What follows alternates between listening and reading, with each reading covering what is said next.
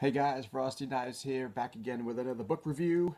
And today we are going way back in time, 36 years back in time, to the magical, mystical land of 1980 for this book review. And we're going to be reviewing a book by one of my other favorite horror authors of the day.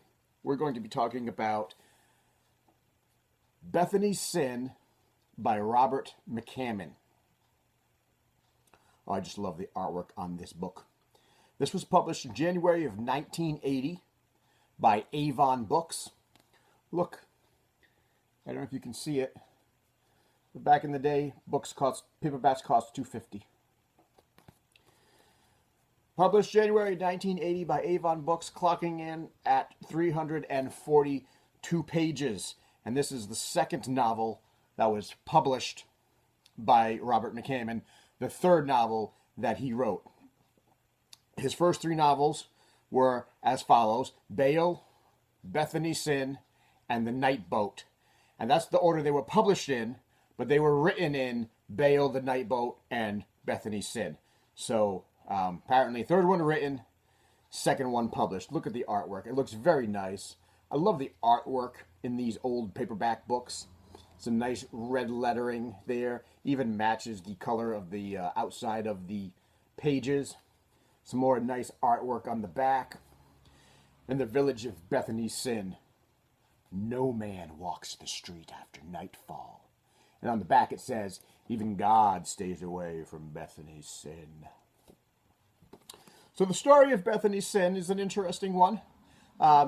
It's the story of a Vietnam veteran named Evan Reed, who, along with his wife Kay and his daughter Lori, moved to a small, idyllic western Pennsylvania village called Bethany Sin. And almost immediately, he begins to notice that there's something wrong in the village.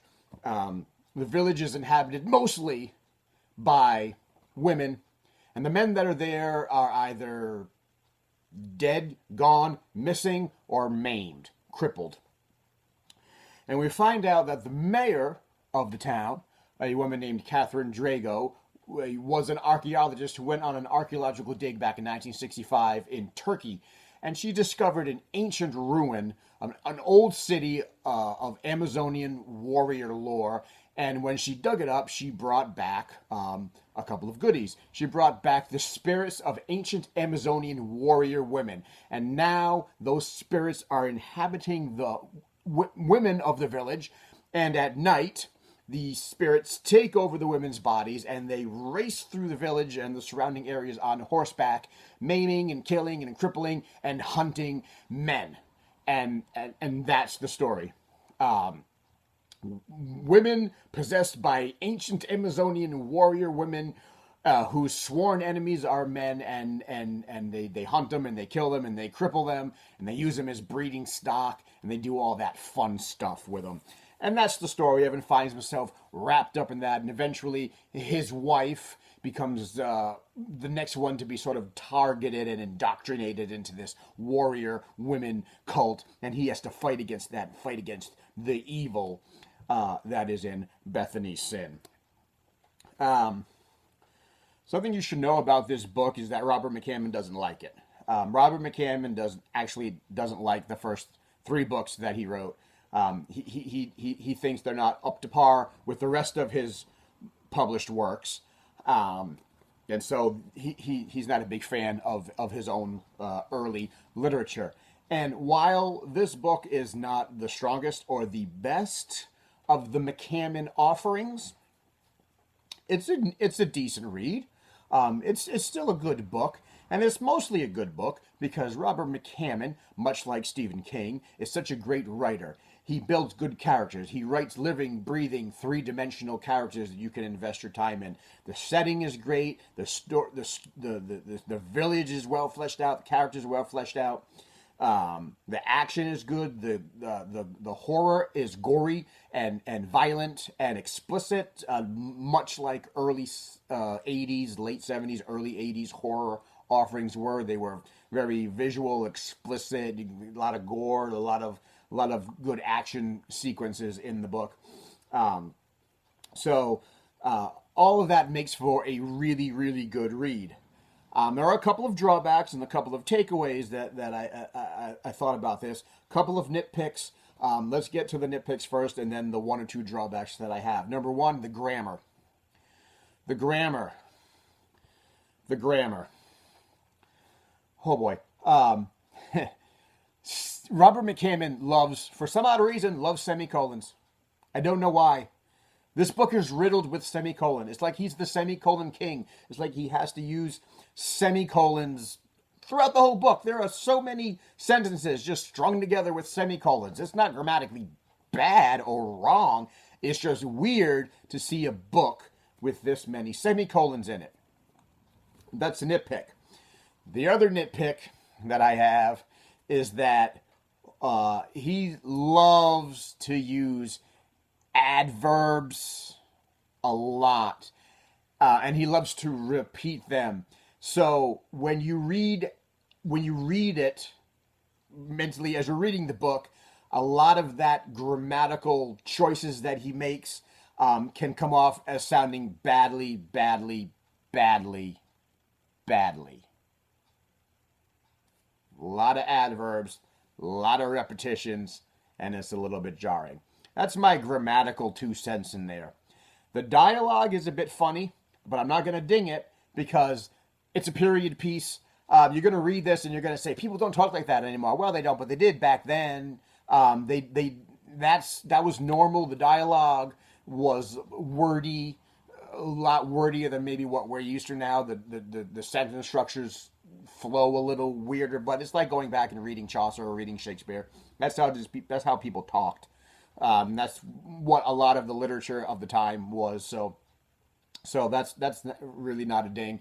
It's just, maybe that's because I lived through the time too, so I find it kind of like slipping into a pair of old shoes. It's comfortable, it's normal, it's familiar. But the big ding is that the villains, boy, he made his main villains sympathetic, and that's weird. You want to hate these people. You want to hate these warrior women for killing and hunting and maiming, but at the same time, they're sympathetic characters. When you get into the backstory of the main villain, Catherine Drago, and you learn about her backstory, and you read about what happened to her as a child and how Bethany Sin was created and what the sin that Bethany actually did was, it makes her such a sympathetic character. You can't really hate her. You read what happened to her and you go, yeah, that son of a bitch had it coming. So it's hard. On the one hand, they're supposed to be evil, but on the other hand, they're extremely sympathetic. So that's a little weird. That was a little jarring. There's not a whole lot of explanation about why they're hunting and killing men, only that that's what they did thousands of years ago. Men were their sworn enemies, and so men were the ones that actually torched their town, their city, and burned them, put them to death. So now they're back to, I guess, wreak their vengeance. It's not really clear why they're still doing the hunts. I'm okay with that without having a clear-cut explanation, but I would have liked it if the villains were more vicious, more evil. Take the sympathy out, because some of the characters, some of the villains, boy, you really kind of feel bad for them. You know what they're going to do, and you know they're killing people, and you know they're hunting them, but boy, you got that little bit of sympathy in there, and you go, wow, in her position, I would have done the same damn thing. That son of a bitch had it coming. So that, that's a little bit jarring. Is it perfect? No. Is it one of his better works? Not really. He has a lot of strong books later that he wrote. Is it still a good read? Yeah, it's still a good read. I think I picked this up somewhere for $0.25 at a yard sale.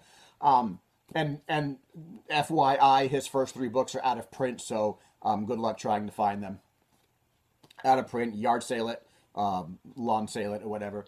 So it's not the strongest of his work, but it's still a good novel simply because he is a good writer. He writes engaging characters. He writes great action, and the story just, it goes along. The pacing is pretty good. It's a little slow in the beginning, but it picks up. The action sequences are great. So I'm going to give this the same rating I gave it on Goodreads. I'm going to give this a 3.5 out of 5 stars. 3.5 out of 5 stars. I would definitely pick it up. If you see it at a yard sale, you see it on the cheap or whatever, you find any of McCammon's books while you're perusing it, pick it up and read it. Good pulp horror. This is pulp horror fiction at its finest. And this is a fun, rompy little read that I think you'll thoroughly enjoy. Well, that's it for this review. I'm currently busy at work reading the next book that I'm going to review. It's going to be another McCammon offering, just so you know. So if you like the video, comment, subscribe, thumbs up, thumbs down, share it with your friends, share it with your enemies. Keep reading, and until next time, I will see you in the next video.